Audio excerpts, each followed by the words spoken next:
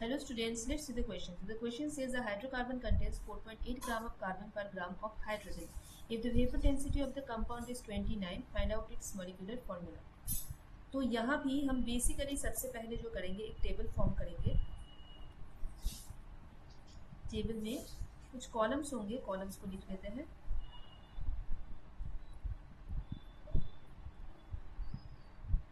Mass given,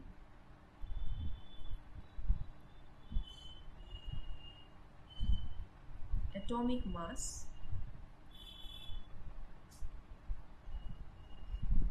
atomic ratio, and then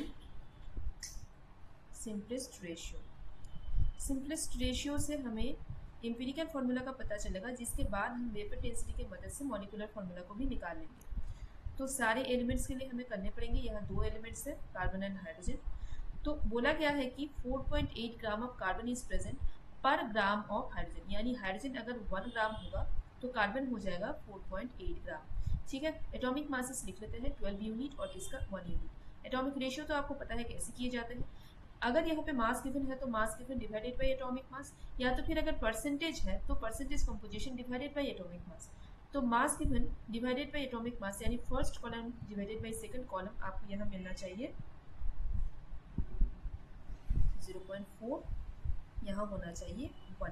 अब इसका simplest ratio निकालने के लिए आपको कुछ नहीं, बस जो मिनिमम जो है यानी जो स्मॉलेस्ट है उसको आप यूज़ करेंगे to divide this numbers. Okay. तो यहाँ हो जाएगा 1 और यहाँ हो जाएगा 2.5. अब 2.5 तो पॉसिबल नहीं है, यानी कोई एक एलिमेंट का ऐसे 2.5 नंबर ऑफ एटॉम्स तो नहीं हो सकते हैं. तो इसको अगर सही तरीके से, यानी अगर हम केमिस्ट्री के भाषा में लिखना चाहेंगे तो C2H5 होना चाहिए instead of C1H2.5, because this is not possible. Okay, this is not possible scientifically. 2.5 कोई एक एटॉम का हम तो ले नहीं सकते. So this is the empirical formula right now. Now you are given कि वेपर डेंसिटी है आपका 29. वेपर डेंसिटी क्या होता है? वेपर डेंसिटी जो है उसके साथ अगर आप 2 को मल्टीप्लाई करोगे, in this case molecular mass आपको मिलने वाला है. यानी मॉलिक्यूलर मास जो है which is 29 into 2 is equal to 58.